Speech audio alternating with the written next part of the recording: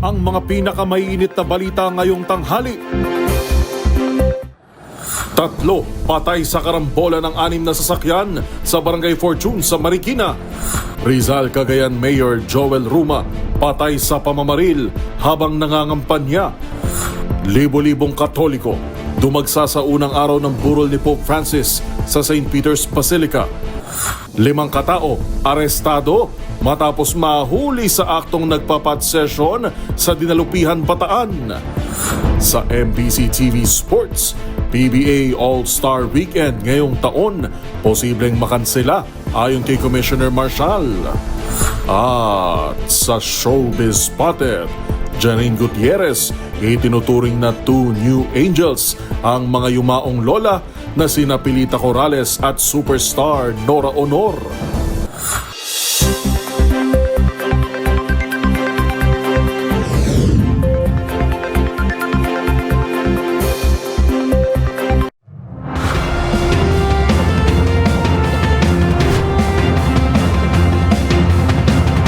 Bawat balita, makabuluhan.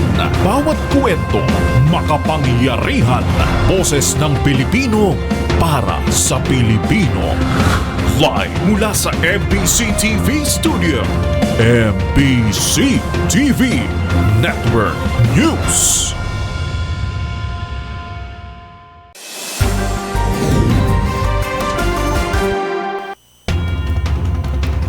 Pilipinas, una sa ating mga balita. Madugong karambola ang sinapit kagabi ng 6 na sasakyan sa Barangay Fortune, Marikina matapos umanong hindi kumagat agad ang preno ng isang 10-wheeler truck.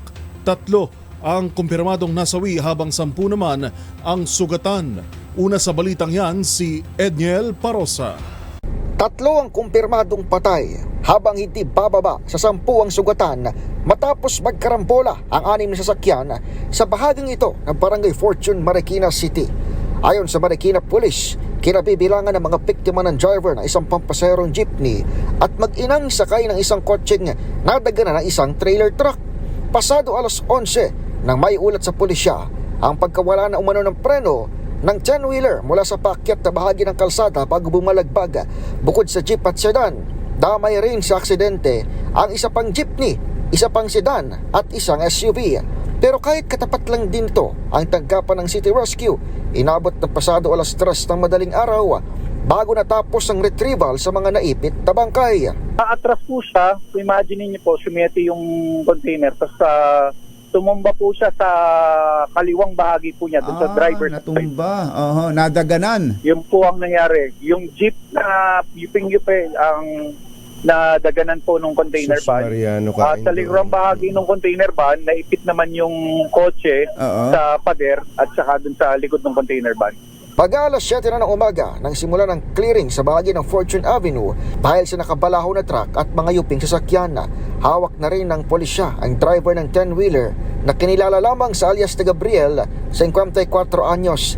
Ipiniit muna ang suspect sa Marikina Police Custodial Facility na malapit lamang din sa pinangyarihan ng insidente.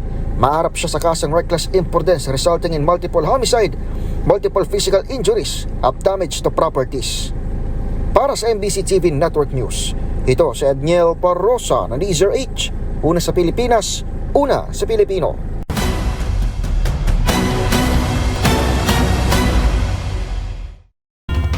Patay naman ang incumbent mayor ng Rizal sa Cagayan na si Mayor Joel Ruma matapos paulanan ng bala sa gitna ng pangangampanya. Naisugod pa sa ospital pero idineklara rin na dead on arrival. Ang mga detalye tinutukan ni Grace Sansano.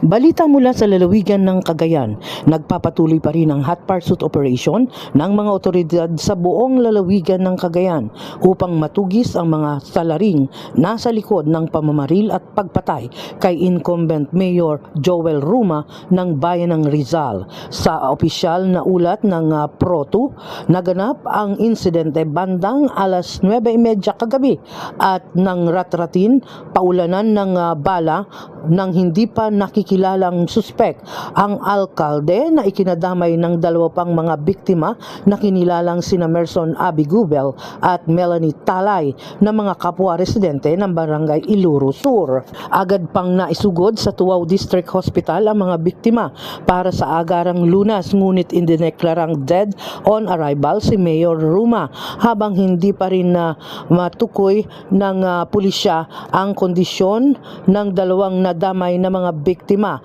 na ngayon patuloy na ginagamot sa pagamutan. Naglatag na rin ang kapulisan ng high-risk checkpoint sa mga estratehiyang lugar upang mabantayan ang mga lansangan na posibleng daanan ng tumakas na mga suspek.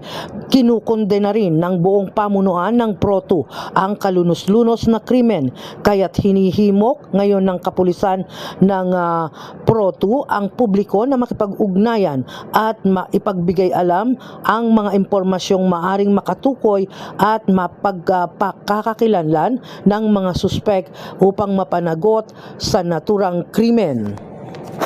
Umungapila si Police Brigadier General Antonio Maralag Jr. sa mga mamamayan na agad ipagbigay alam sa kanilang tanggapan ang anumang impormasyon. Sa ngayon, patuloy na gumugulong at malalimang investigasyon ng mga otoridad upang matukoy ang motibo ng pagpatay. Para sa MBC TV Network News, ito si RH25 Grace Vera Sansano. Una sa Pilipinas, una sa Pilipino.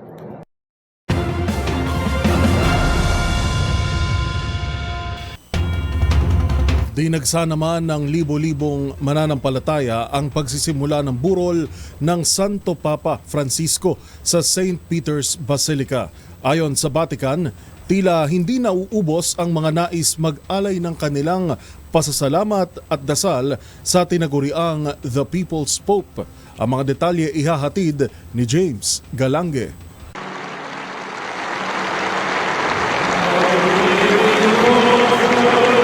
Agad na dumagsa ang nasa libo-libong Katoliko sa unang araw pa lamang ng burol ng kinilalang The People's Pope na si Pope Francis sa St. Peter's Basilica. Yan ay matapos mailagak na sa nasabing simbahan matapos ang naging prosesyon kahapon mula sa chapel ng Casa Santa Marta. Sa ngayon, marami pa rin na nakapila tila hindi nauubos ang mga tao sa pagkakataong masilayan sa huling pagkakataon si Pope Francis sa kanyang open casket. May mga ulat na maraming napaiyak at mayroon ding nagpaabot ng pasasalamat sa yumaong Santo Papa. Ayon sa Vatican, inaasahang nasa higit 250,000 deboto ang dadalo sa funeral rites si Pope Francis ngayong Sabado, kabilang na riyan ang iba't ibang world leaders na nais rin magpaabot ng paikiramay. Kasunod niyan, inanunsyo din ng Vatican ang pagdedeklara ng 9 na araw na pagluluksa kasunod ng pagkamatay ng 88-year-old pontiff na magsisimula din ngayong Sabado, kung saan magsasagawa ng prayer events araw-araw o ang tinatawag na Novem Diales na tatagal naman hanggang sa May 4. Samantala, nagsimula na rin dumagsa sa Vatican ang mga kardinal mula sa iba't ibang bansa para sa inaasahang papal conclave upang maghala ng panibagong leader ng simbahang Katolika. Sa ngayon, wala pang anunsyo kung kailan, ngunit ayon sa panuntunan ng simbahan, dapat isagawa ang nasabing conclave nang hindi lalagpas sa 20 araw matapos pumanaw ang Santo Papa. Para sa MBC TV Network News, ito si James Galange ng DZRH TV, una sa Pilipinas, una sa Pilipino.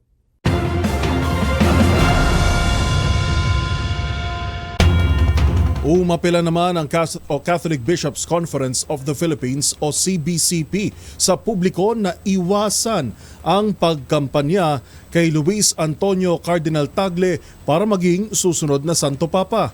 Ayon kay Father Jerome Ceciliano, ang Episcopal Commission Public Affairs Executive Secretary ng CBCP, posible itong maging mitya na mapagkamalan na naiimpluwensyahan ang conclave ng outside forces oras na magkatotoo na si Cardinal Tagle nga ang susunod na maging Santo Papa. Git ni Father Ceciliano, dapat na irespeto ng publiko ang independence ng electors. Mas maigi anya na ipanalangin na lang ang mga lalo ang Pilipino na si Cardinal Tagle at ang iba pang cardinal electors sa mangyayaring conclave. Samantala, bumiyahe naman patungong Vatican City si Caloocan Bishop Pablo Virgilio Cardinal David.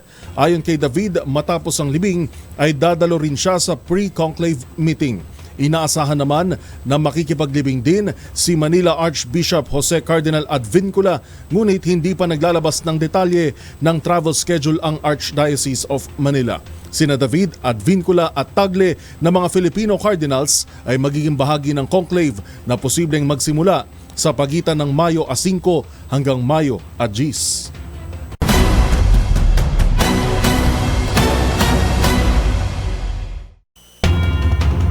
Samantala, nakatanggap naman ng basbas ng suporta mula kay dating Vice President Leni Robredo ang senatorial candidates ng alyansa na sina dating DILG Secretary Benhur Abalos at dating Senador Manny Pacquiao matapos bumisita sa kaarawan ni Robredo.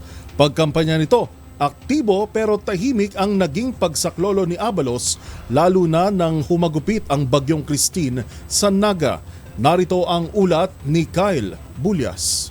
Bumisita sa Naga City sina dating DILG Secretary Benhur Abalos at dating Senator Manny Pacquiao para sa kaarawan ni dating Vice President Leni Robredo. Sa pagbisita ni Pacquiao, nagsagawa ito ng house-to-house campaign kasama ang dating Vice Presidente.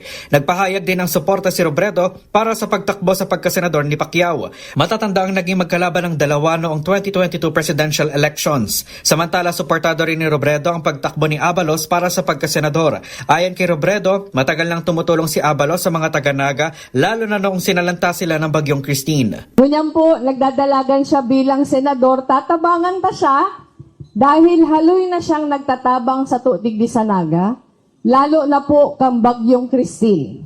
Nakapira siya digding balik para magtabang, tahimik sa nasipagdigdi pero sige ang tabang, kaya ni po siguradong pag nagsenador iniyo, tatabangan kita kani, kaya tatabangan naman siya. Parehong tumatakbo sa ilalim ng alyansa para sa bagong Pilipinas sina Pacquiao at Abalos na senatorial ticket ng Administrasyong Marcos, habang si Robredo naman ay kasalukuyang tumatakbo sa pagkaalkalde ng Naga City sa Camarines Sur. Para sa MBC TV Network News, ito si Kyle Bulyas ng DZRH. Una sa Pilipinas, una sa Pilipino.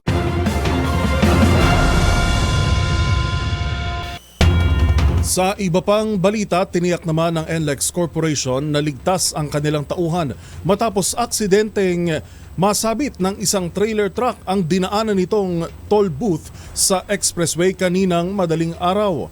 Ang mga detalye ihahatid ni Edwin Duque. Kinumpirma ngayon ni Ginoong Ruben Ignacio, ang spokesperson ng North Luzon Expressway, na walang nasaktan dun sa mga tauhan ng NLEX Taylor Boat nang nasagin ito na isang trailer truck na may plakang November Echo Papa 6009 na punong-puno ito ng PIDS nang ito ay dumaan sa Paso de Blas exit sa Valenzuela City. Halos sa matuklap at bumaliktad ang Taylor Boat dahil sa lakas ng pagkakabangga. Tiniyak naman ng NLEX opisyal na kanilang kakasuhan ang driver at may-ari ng truck kung hindi nila pananagutan ang mga nasirang pag-aari ng North Luzon Expressway. Nakahold pa rin ngayon ang truck na tanging sakay na at driver at pahinantin ito habang hindi pa rin sinasabi kung saan sila galing at kung sino ang may-ari ng kumpanya. Pasado alas 12 kaninang madaling araw nang dumaan ang truck at nang makapagbayad na ito ay nakarinig na lamang sila ng malakas na tama, kaya nang tignan ng mga security guard at mga tauhan ng NLEX ay nakita nilang nahatak na pala ang Taylor Boat habang pumaitaas, kaya agad na pinigilan ang driver ng truck. Patuloy pa rin ngayon ay sinasawang investigasyon kung ano ang dahilan kung bakit nasagi ito, kabila ng maluwag naman ang papasok ng Taylor Boat. Para sa MBC TV Network News, ako sa Aris 23, Edwin Duque nagulat sa DZRH, una sa Pilipinas, una sa Pilipino.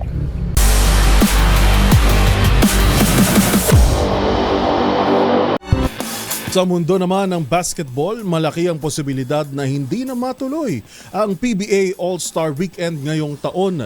Sa anunsyo kasi ng mismong commissioner ng liga na si Commissioner Willie Marshall, sinabi nitong hindi pa rin maaaring ganapin ang naturang basketball event sa sa napili nilang petsa at lugar. Ang mga detalye sa report ni Matchpoint Millie Borja. Posibleng hindi na matuloy ang All-Star Weekend ng Philippine Basketball Association o PBA ngayong taon, ayon kay Commissioner Willie Marshall. Matatanda ang ipinagpaliban ng Liga ang All-Star event na sana'y gaganapin sa Davao del Norte dahil sa mga isyong may kinalaman sa seguridad. Kasunod nito, pinag-usapan na rin ang posibilidad na ilipat ang event sa ibang lalawigan. Ngunit sa panibagong pahayag ni Marshall, sinabi niyang hindi rin available sa itinakdang petsa ang nakakausap nilang alternatibong probinsya. Mula sa orihinal na petsa na May 2 hanggang 4, plano ng liga na ilipat sana ang All-Star Weekend sa May 16 hanggang 17. Subalit kung lalampas pa ito ng Hulyo, aabot na ito sa panahon ng finals ng liga. Dahilan kung bakit posibleng tuluyang hindi na ito may sakatuparan. Sa kabila ng kanselasyon, tiniyak ni Marshall na maglalaan pa rin ang liga ng kontribusyon para sa Players Trust Fund na siyang pangunahing benepisyaryo ng All-Star event. Para sa MBC TV Network News, ito si Mili Borja ng DZRH TV, una sa Pilipinas, una sa Pilipino.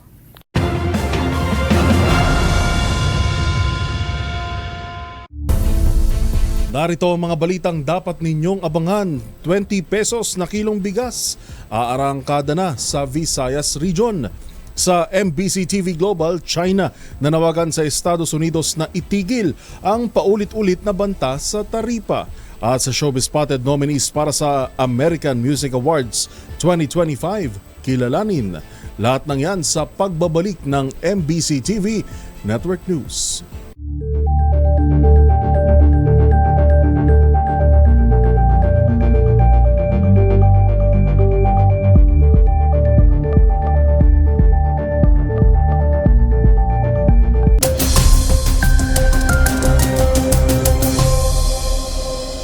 Sa ating pong ulat panahon ngayong araw ng Huwebes, matinding alinsangan pa rin ang patuloy na mararamdaman sa Metro Manila kasama ang buong Luzon at Visayas.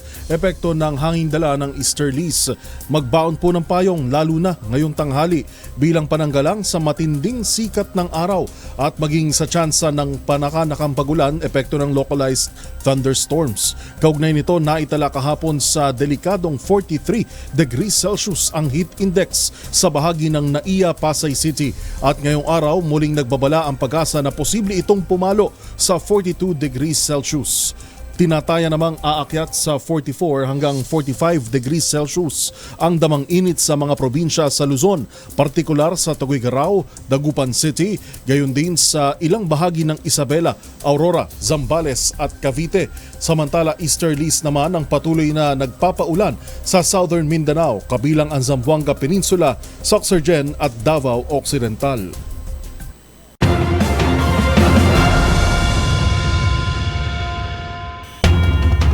Naging tensyonado naman ang pag-takeover sa Balintawak Cloverleaf Market. Ito'y kaugnay ng reklamo ng mga vendor na iba't ibang grupo raw ang naniningil sa kanila ng renta.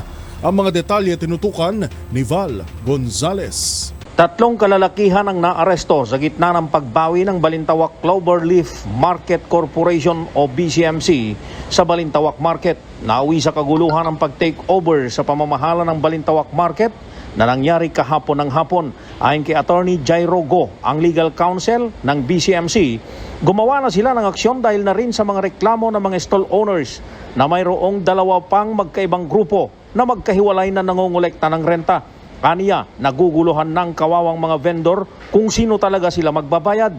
Sa ngayon ay okupado na ng pamilya ni Attorney Rodel de Guzman ang opisina ng korporasyon na nasa ikalawang palapag ng Balintawak Market. Si Attorney de Guzman ang presidente ng BCMC at tunay na may-ari ng palengke. Unang-una po, kami po yung abogado ng BCMC or tinatawag po natin Balintawak Clover Market Corporation. Iba po yung legal grounds sa ikakaso ng BCMC. On our part, ang ikakaso po namin would be unjust vexation, tsaka trespassing particularly po dun sa office. I'm sure nakita nyo naman po na marami mga unauthorized individuals na nasa loob, no? Tapos meron din po kami mga collaborating counsel, yun po yung mga abogado ng Vendors Association. Ang ikakaso po nila laban sa mga nahuli po natin ay grave coercion tsaka estafa by means of false pretenses or extortion. Batay sa report na nakuha ng DZRH News, nagkaroon ng legal battle sa ownership ng kumpanya mula sa iba pang mga kamag-anak ng pamilya de Guzman mula nang mamatay ang namamahala sa multi-billion peso Balintawak Market property na si Attorney Rodolfo de Guzman Sr. Sa ngayon ay 40 bilang na ng mga gwardya ang ipinakalat ng pamunuan ng BCMC sa buong palengke para mga siwa sa seguridad.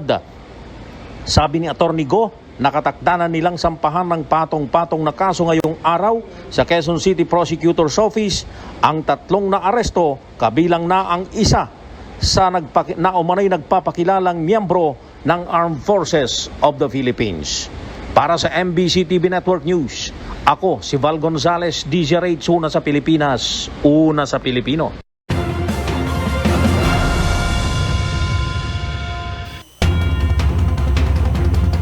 Samantala, ilulunsad anya ang QR-coded cards na ibibigay sa bawat identified na mga bibili at lilimitahan din sa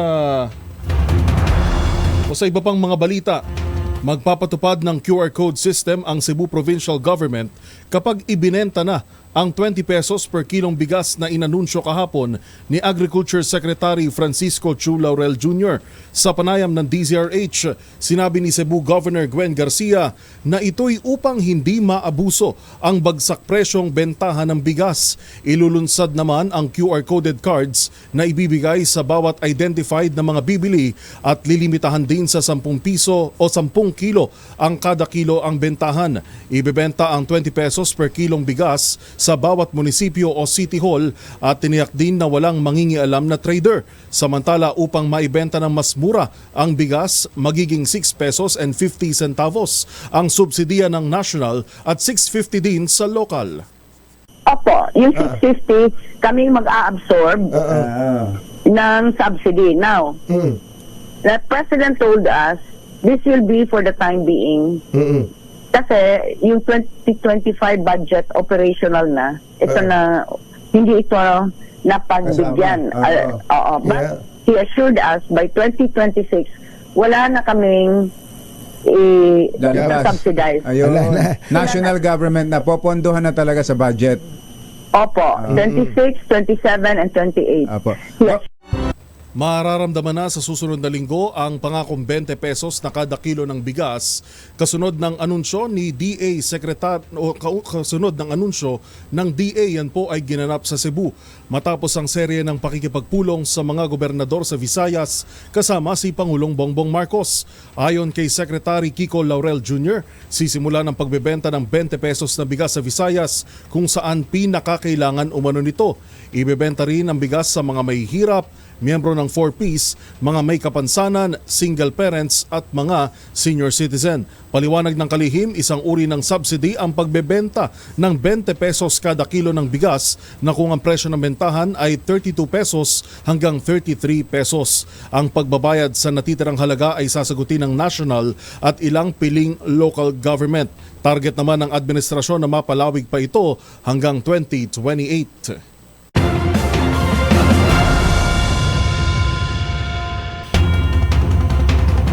Sa iba pa mga balita, planong isulong ng Kamara ang panukala na magtataguyod sa long-term nationwide rollout ng murang bigas na isa sa mga pangunahing pangako ng Marcos Jr. administration. Ang mga panukalang ito kakambal umano ng agricultural modernization sa bansa.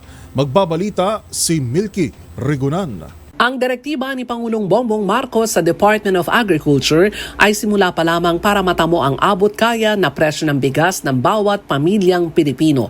Reaksyon to ni House Speaker Martin Romualdez na ipag-utos ng Pangulo sa DA na simula na sa susunod na linggo ang pagbenta ng 20 pesos kada kilo ng bigas sa Western, Eastern at Central Visayas. Ang kay Romualdez, simula pa lamang ito sa Visayas at itiyakin ng gobyerno na matutupad ang pangako ng Pangulo na i-roll out sa buong bansa ang mabibiling 20 pesos na kilo ng bigas. Pinapurihan ng House Speaker ang mga lokal na pamahalaan sa Visayas na babalikat sa subsidy cost ng gobyerno na ang iparaan ng tunay na bayanihan economics. Sa panigaan niya ng Kamara, marami pang mga batas na dapat ipasa para maipagpatuloy at mapalawig ang 20 peso rice program kaya kailangan nila ang tulong ng mga kandidato ng Alyansa sa Bagong Pilipinas para mapagtibay ang panukala sa Senado. Para naman sa long-term solution, sinabi ng House Speaker, committed ang liderato ng Kamarang suportahan ang modernization program ng ating agriculture sector. Para sa MBC TV Network News,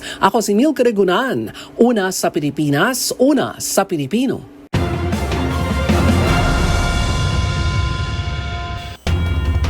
Samantala, binuweltahan naman ng Malacanang si Vice President Sara Duterte sa pahayag nitong binubudol ng administrasyon ang mga tao sa pagbebenta ng 20 pesos per kilo na bigas.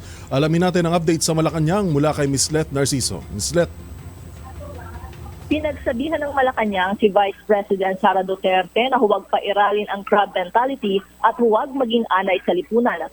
Sagot ito ng palasyo sa pahayag ni Vice President Sara Duterte na binubudo lang ng administrasyon ang mga tao para sa eleksyon sa pasisimulang pagbebenta ng 20 pesos kada kilong bigas.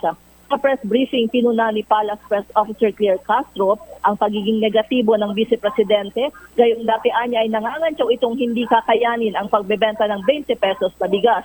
Binigyan din ni Castro na matagal ng pangarap ni Pangulong Ferdinand Marcos Jr.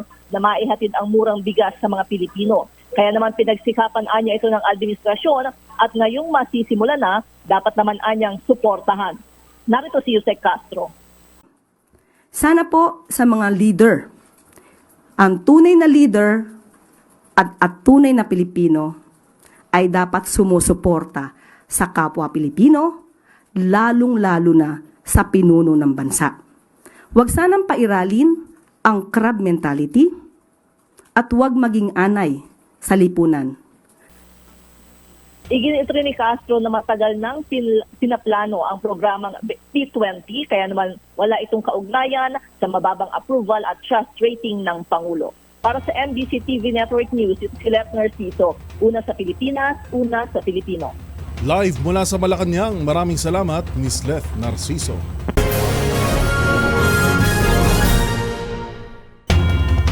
Muli namang nagsalita ang China mula sa mga pagbabanta umano ng Estados Unidos sa kabila ng nais nitong magkaroon ng kasunduan, habang panibagong wildfire naman ang sumiklab sa New Jersey sa Amerika. Ang mga balita mula sa ibayong dagat tinutukan sa Global Headlines Report ni James Galange. Muling iginiit ang tagapagsalita ng Chinese Foreign Ministry na si Guo Jiakun na dapat nang itigil ng Estados Unidos sa mga pagbabanta kung nais itong magkaroon ng kasunduan sa China. Sa isang press conference, sinabi ni Guo na patuloy pa rin umano ang Estados Unidos sa pagpapato ng matinding pressure kahit na sinasabing nagnanais itong maipagkasundo. Kamakailan nga lang ay sinabi ni US President Donald Trump na nais itong ibaba ang taripa sa China mula sa pinato na 145% tariffs. Yan ay matapos igit ni US Treasury Secretary Scott Bessent na hindi kayang panatilihin ang mataas na taripa at inaasahan niya magkakaroon ng de-escalation o ang pagluwag sa tensyon ng trade war sa pagitan ng dalawang pinakamalaking ekonomiya sa mundo.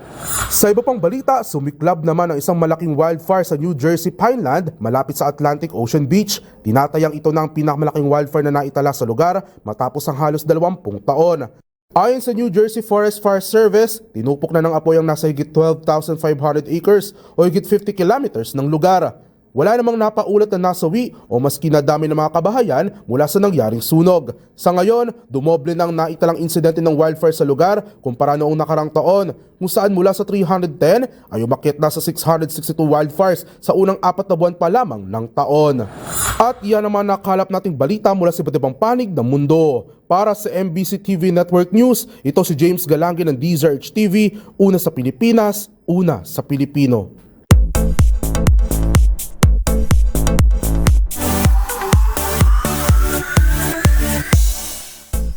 Inilabas na ang listahan ng mga nominado sa taunang American Music Awards.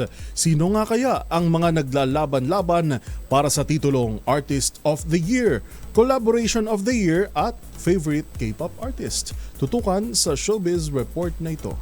Top nominated artist para sa 2025 American Music Awards ang rapper na si Kendrick Lamar. Ang Not Like Us hitmaker na kasungkit lang naman ng 10 nominasyon. Sumunod dito ang isa pang rapper-singer na si Post Malone with 8 nominations. And speaking of Kendrick and Post Malone, ang dalawa kabilang sa mga maglalaban-laban para sa titulong Artist of the Year. Ilan pa nga sa mga makatapat nila ay sina pop superstar Taylor Swift, Ariana Grande, Billie Eilish at Sabrina Carpenter. Para naman sa Collaboration of the Year, masusungkit kaya ito ng kantang Luther ni na Kendrick Lamar at SZA na matatanda ang pinerform din sa nagdaang Super Bowl halftime show. O ng fourth night na siya namang pagsasanib puwersa ni na Taylor Swift at Post Malone na bahagi ng The Tortured Poets Department album. O kaya naman si Bruno Mars ba ang mag-uwi nito gayong dalawa sa kanyang ilabas na collab song ang nasa list ng mga nominado. Gaya ng kanilang Die With A Smile ni Mother Monster Lady Gaga o ng viral apato nila ni Blackpink Rosie. Samantala, di rin pahuhuli ang South Korean stars sa AMAs. Ang bumubuo sa listahan ng mga nominado bilang favorite K-pop artist ngayong taon ay ang BTS member na si RM at si Jimin, Blackpink Rosé at boy group Stray Kids at ATEEZ. Nakatakdang ganapin ang American Music Awards sa May 26 sa Las Vegas, hosted by singer-actress Jennifer Lopez.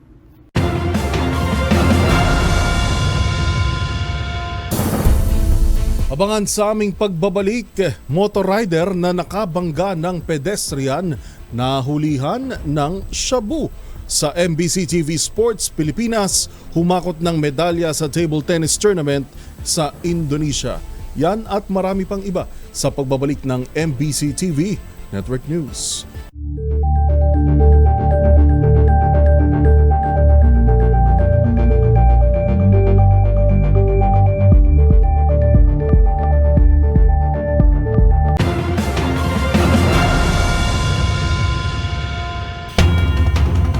Sa pagpapatuloy ng ating balitaan bilang pagtugon sa tumitinding init ng panahon, nanawagan ang Trabaho Party List ng karampatang protective measures para sa ating mga manggagawa.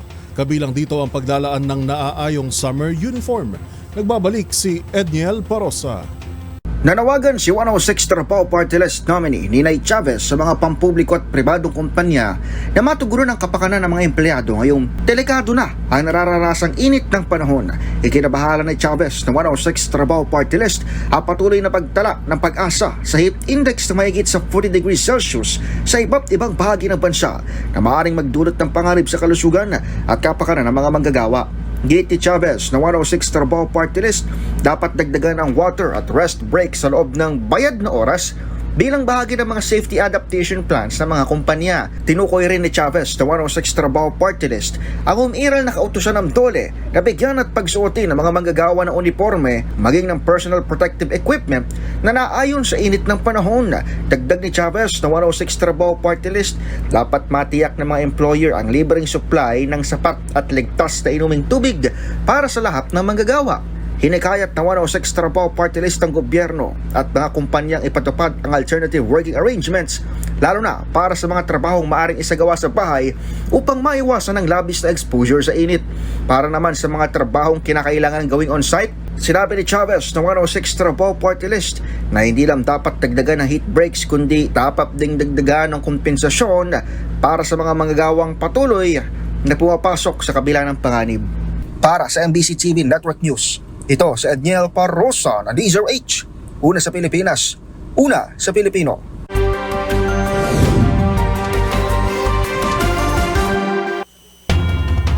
Arestado ang 5 individual matapos maaktuhan na nagpapat session sa dinalupihan sa Bataan. Yan at iba pang mga rumarapidong balita mula sa probinsya, hatid ng iba't ibang istasyon sa ilalim ng MBC Media Group.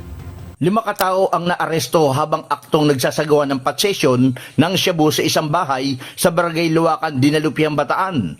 Ayon sa Bataan Provincial Police Office sa ilalim ng pamumuno ni Police Colonel Marte Salvadora, nakumpiskahan ng PNP sa operasyon ang 15.62 gramo ng hihinalang shabu na nagkakalaga ito ng mahigit sa 106,000 pesos kasama ang mga drug paraphernalia. Isang sumbong umano ang natanggap ng Dinalupihan PNP hinggil sa nagaganap na patsesyon sa lugar. Kaya agad pinuntahan ang nasabing tukoy na lugar at huli ang mga ito na gumagamit ng droga. Naharap ngayon sa kasong paglabag sa Republic Act 9165 ang mga nadakip na sospek. Ayon kay Colonel Salvadora, patuloy ang kampanya kontra droga ng Bataan PNP upang gawing ligtas at drug-free ang lalawigan ng Bataan. Para sa MBC TV Network News, RH37 DZRH, una sa Pilipinas, una sa Pilipino. timbog ang isang 35 anyos na si alias Kenny, residente ng barangay Binlag, Mangaldan, matapos aksidenteng makabangga ito ng isang minor de edad at nahulihan pa siya ng 2 heat-shield transparent plastic sachet na naglalaman ng hinihinalang shabu. Sa ulat ni Dagupan City Chief of Police Lieutenant Colonel Brandon Palisio, alas 9 ng gabi nangyari ang aksidente sa provincial highway ng barangay Tambak kung saan ay nabangga ng motorsiklo ni Kenny ang isang minor de edad na binatilyo grade 8 pupils na residente ng barangay Tambak. Nagtamo ng malubhang sugat sa iba't ibang bahagi ng katawan ng biktima na patuloy pang nilalapatan ng lunas ng mga doktor sa Region 1 Medical Center. Agad nakaresponde ang mga tauhan ni Lieutenant Colonel Palisio at sa harapan mismo ng mga pulis nang tinatanggal ni Kenneth ang kanyang helmet, isang plastic sachet na naglalaman ng hinihinalang shabu ang nahulog at nang siya sa atin may isa pang nakumpiskang plastic sachet ng shabu. Tumitimbang ng humigit kumulang 3.2 grams sa kakalaga ng 21,760 pesos ang nakumpiskang sa suspect na ngayon ay nasa kustodiyan ng Dagupan City Police Station at naharap sa kaso ng paglawag sa Section 11 Article 2 ng Republic Act 9165 o the Comprehensive Dangerous Drug Act of 2002 at reckless imprudence resulting in serious physical injuries. Para sa MBC TV Network News, ito si Freddy Pardo, una sa Pilipinas, una sa Pilipino. 8 na wanted person sa lalawigan ng Northern Samar sa bayan ng Lawang na humaharap sa iba't ibang kaso ang inalisto ng mga pulis sa isang araw lamang na operasyon ng Lawang Municipal Police Station sa panguna ni Police Major Ricardo Banhawan, ang Chief of Police. 5 sa mga inalisto ayon sa report ng PNP Lawang ay lumabag sa Presidential Decree 1602 illegal gambling. Samantala, ang 2 naman ay humaharap sa kasong Coconut Preservation Act of 1995 at isa naman sa mga wanted ay inaristo sa paglabag sa Chinsu Act of 2002. Ayon sa PNP Lawang, kasama sa operasyon ng Northern Samar Provincial Intelligence Unit at Northern Samar Second Mobile Force Company. Binigyan na diin ng PNP ang mahalagang papel ng komunidad sa pakikipag-ugnayan sa kapulisan, lalo na sa pagtuturo sa mga nalalaman na mga wanted person na nagtatago sa kani-kanilang mga lugar. Ayon sa PNP, ang lahat ng mga wanted person ay naristo ay dahil sa warrant of arrest mula sa korte. May inilagak na piyansa naman ng korte para sa kanilang pansamantalang kalayaan. Mula sa MBC Network News, Shane Galit Bantayan, una sa Pilipinas, una sa Pilipino.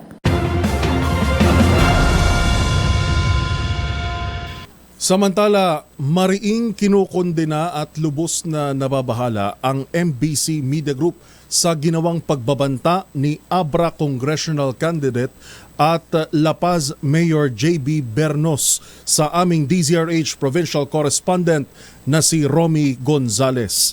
Nangyari po ang insidente matapos i-report ni Gonzales sa multimedia platforms ng DZRH ang shooting incident sa pagitan ng mga pulis at mga armadong grupo sa Barangay Budak, Tayum, Abra noong Abril 21. Kasunod nito, nakatanggap ng mensahe ang aming reporter mula kay Bernos. Tinawagan din at paulit-ulit na minura si Gonzales at binantaang babalikan siya. Naninindigan ang MBC Media Group, DZRH, na walang puwang ang karahasan at pagbabanta. Desidido ang MBC Media Group, DZRH, na papanagutin ang nasa likod ng pagbabanta upang hindi maulit ang kaparehong sitwasyon na hindi katanggap-tanggap at isang pag-atake sa malayang pamamahayag.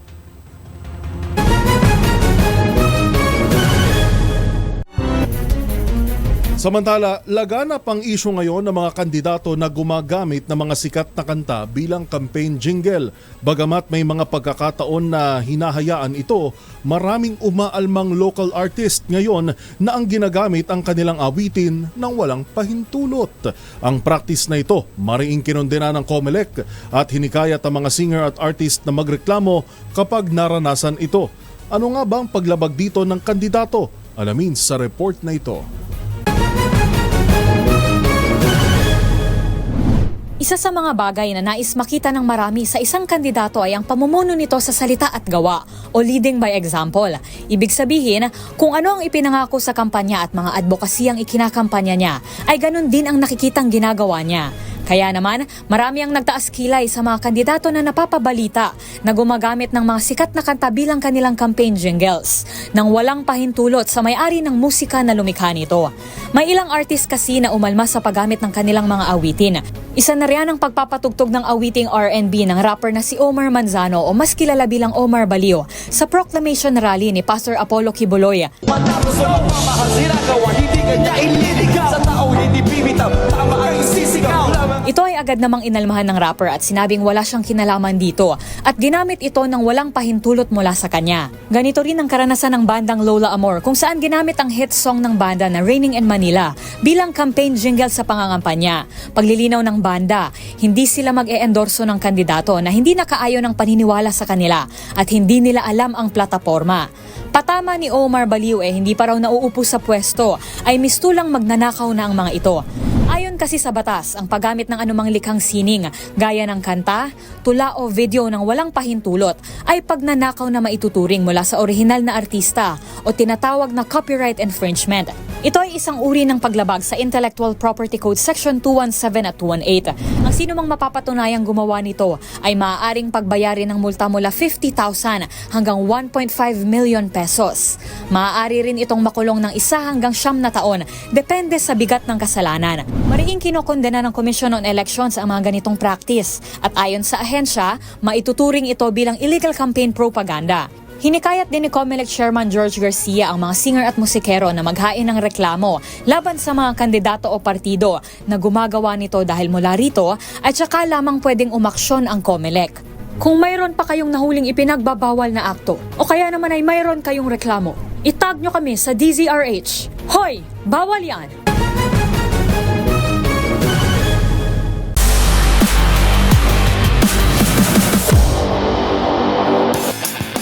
Sa mundo ng table tennis, wagi ng 4 na bronze medals ng Team Philippines sa ginanap na 2025 Southeast Asian Regional Youth Championships na ginanap sa Jakarta, Indonesia. At para sa Philippine Table Tennis Federation, ang naturang tagumpay ay bunga ng kanilang pagsusulong ng grassroots program. Ang mga detalye sa report ni Matchpoint, Millie Borja. Nag-uwi ng 4 na bronze medal ang mga kabataang miyembro ng Philippine Table Tennis Team mula sa 2025 Southeast Asian Regional Youth Championships sa Jakarta, Indonesia. Nakuha ni Keith Ryan Cruz ang 2 sa mga medalyang makaraang magwagi sa Under-19 Women's Singles at Under-19 Women's Doubles, kasama si Sachi Miel Chua. Samantala, nagwagi rin ng bronze ang Under-15 Girls Team na binubuo ni Lexi Marcela, Maiza Torres, Olympia Locanes at Luis Manay matapos talunin ang mga koponan ng Brunei at Lao. Ang Under-15 Boys Team naman na kinabibilangan ni na Kevin Kate Cruz, Zion Cavallo, Joshua Miguel Banyas at Rod Tanghal ay nagtagumpay laban sa Indonesia at Lao para sa kanilang podium finish. Samantala, pinuri ng Philippine Table Tennis Federation Incorporated ang makabuluhang pagganap ng mga kabataang atleta at inilahad na ang mga tagumpay na ito ay bunga ng kanilang pagsusulong ng grassroots program. At yan ang mga latest updates sa mundo ng sports. Para sa MBC TV Network News, ito si Millie Borja ng DZRH TV, una sa Pilipinas, una sa Pilipino.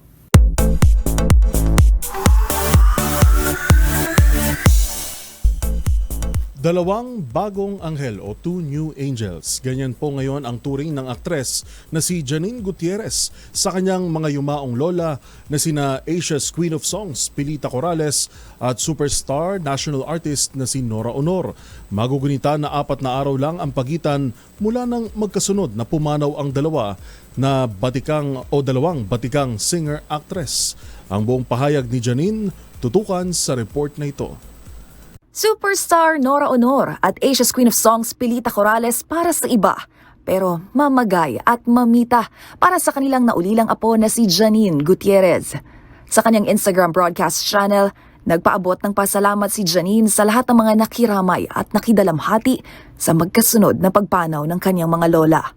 Ang aktres na anak ni Lotlot De Leon at Ramon Christopher Gutierrez, inilarawang difficult and even unbelievable ang kinaharap nitong mga nakalipas na araw. Kaya naman sa pagbabalik trabaho nito, inaalala raw ni Janine ang kanya na ngayong itinuturing bilang 2 new angels na siyang nagbibigay lakas sa kanya.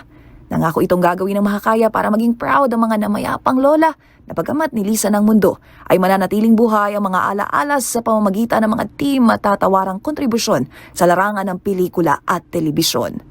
April 12, pumanaw ang tinaguriang Asia's Queen of Songs na si Pilita Corrales sa edad na 85. Habang makalipas ang 4 na araw, April 16, binawian naman ng buhay si National Artist for Film and Broadcast Arts, Nora Honor, dahil sa acute respiratory failure. Ang dalawa, gayon din ang yumaong screen veteran na si Gloria Romero at Chef Margarita Flores ay nakatakdang gawaran ng Presidential Medal of Merit.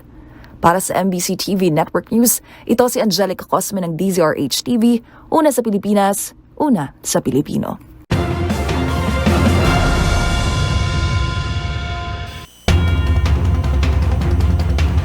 At yan po ang mga balitang aming tinutukan ngayong araw ng Huwebes, April 24, 2025. Sa pangalan po ni Ms. Karen Oyong, ito si Yuel Reyes. Magkita-kita tayo muli bukas, araw na ng Biyernes, para sa mga balitang makabuluhan, mga kwentong makapangyarihan. Hatid ang boses ng Pilipino para sa Pilipino. Ito ang MBC TV Network News. Una sa Pilipinas, una sa Pilipino.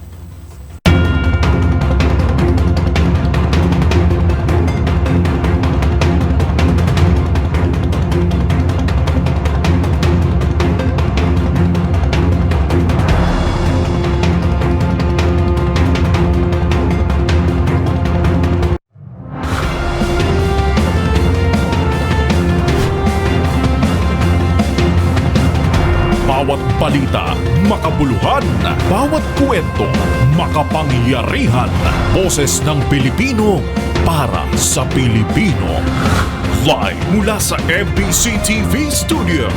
MBC TV Network News.